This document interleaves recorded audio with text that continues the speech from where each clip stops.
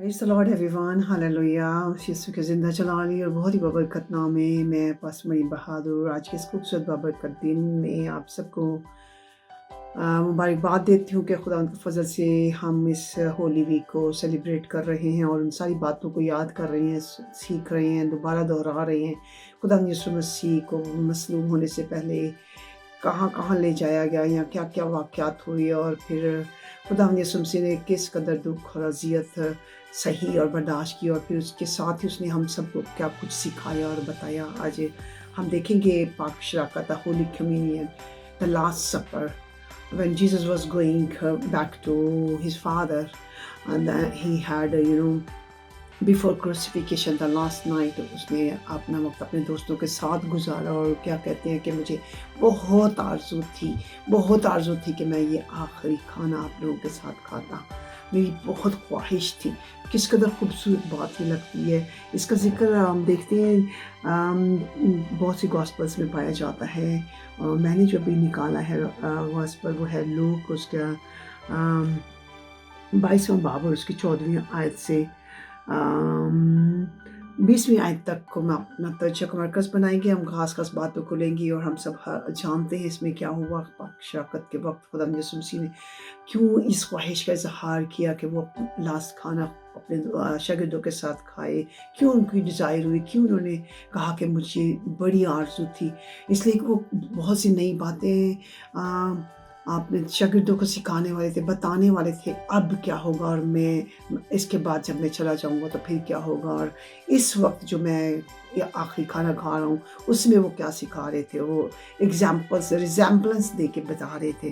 तो खुदा उनके कलाम में से हम देखते हैं कि जब उसने रोटी ली अपने शागिर्दों को तोड़ कर दी, 70वीं आयत, फिर उसने प्याला लेकर शुक्र किया और कहा इसको लेकर आपस में बांट लो, क्योंकि मैं तुमसे कहता हूँ कि अंगूर का शीरा अब से कभी ना पीऊँगा जब तक खुदावंद की बादशाही ना आए।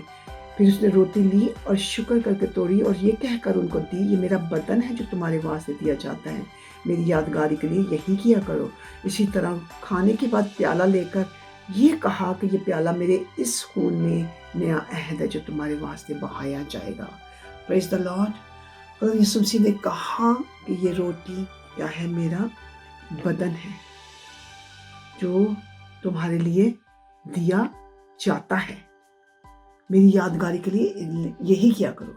रोटी को रिजेम्बलेंस दी खुदा बाप ने, खुदा यीशु मसीह ने अपने बदन से कि ये मेरा बदन है जो तोड़ा जाएगा। अभी हुआ नहीं था, वो उसको पता था कि अब होने वाला है, मेरा बदन इस तरीके से तोड़ा जाएगा। और वो सिखा रहे हैं कि ये मेरा बदन है, हालांकि ऐसा कभी नहीं हुआ था, पहले उन्होंने ऐसा नहीं कहा था। अक्सर खाना खाते होंगे, लेकिन इस बार वो उसको सिखा रहे हैं कि ये मेरा बदन है और ये क्या है, तुम्हारे लिए नया अहद।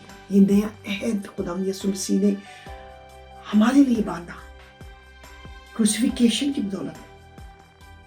उनका कुर्बान होना ही हमारे नए अहद का सबब था। पुराना अहद, शरीयत का अहद दौर ख़त्म हो गया।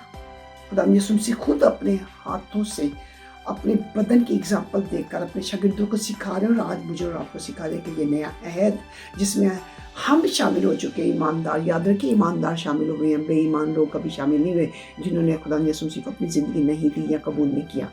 तो उनके लिए नया अहद है और वो नया अहद फजल का दौर है, द ग्रेस पीरियड। हम इस वक्त ग्रेस के पीरियड में, फजल के दौर में ज़िंदगी गुजार रहे हैं, जो खुदा यीशु मसीह के पाक खून की बदौलत हमें मैसर हुआ। याद रखिए। और क्या है उसके बाद, क्या है, इसी तरह खाने के बाद प्याला लेकर उसने कहा कि ये प्याला मेरे उस खून में नया अहद है जो तुम्हारे वास्ते बहाया जाता है। रोटी को बदन कहा और खून को नया अहद कहा। खुदावंद मसीह का बदन और उसका खून हम लेते हैं हर मंथ, एक रिवायत के तौर पर कभी भी ले सकते हैं, मगर एक तरीक़ाकार बनाया, डिसिप्लिन बनाया गया है। तो हम जब उसमें शरीक होते हैं तो याद रखें हमें अपनी गलतियों और खताओं का इकरार करना चाहिए पूरे दिल से। और अक्सर हम ये रिवायत करते वक्त जब हम इस पाक शराकत में शरीक होते हैं तो हम लोगों को रिमाइंड करवाते हैं कि अगर अभी तक आपने खुदा यीशु मसीह को अपना मुनज्जी नहीं कहा या अपनी ज़िंदगी नहीं दी तो आपके लिए ये लेना बेफ़ायदा है, बल्कि ज़मीन खुदा यीशु मसीह ने खुद कहा है कि पौलुस रसूल कहते हैं कि ये अगर कोई नामुनासिब तौर पर इसमें शरीक होगा तो वो गुनाहगार होगा।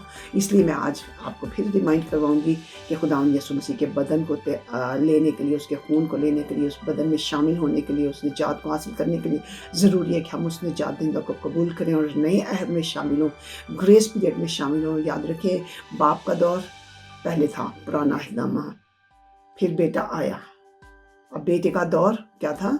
फजल का दौर। हम उस दौर में ज़िंदगी गुजारें। बेटा जब गया तो उसने अपना रूह भेजा, अभी भी हम फजल के दौर में, उसके फजल के वसीले से अब हम फजल के दौर में ज़िंदगी गुजार रहे हैं और पाक रूह के वसीला से हम तक़वियत पाते हैं। खुदावंद चाहता है कि हम उसके फजल के दौर में शामिल हों, उसके फजल को रिसीव करें। इसीलिए उसने मेरे और आपके गुनाहों का कफ़ारा दिया। और इसके बाद हम देखते हैं कि खुदा ने गतसमनी बाग में गए और पकड़वाए गए और फिर मसलूब हुए और दुख सहा। मेरे और आपके लिए, ना सिर्फ मेरे और आपके पूरे जहान के लिए खुदावंद चाहता है कि हम उसकी इस निजात को कबूल करें, उस नए अहद में शामिल हों और उस फजल के दौर में शामिल हों, ना कि शरीयत के दौर में। शरीयत के दौर से उस वक्त निकलेंगे जब हम इस नए फजल के दौर में शामिल होंगे, और वो है यीशु मसीह के पाक खून में शरीक होना। खुदावंद आप सबको बरकत दे।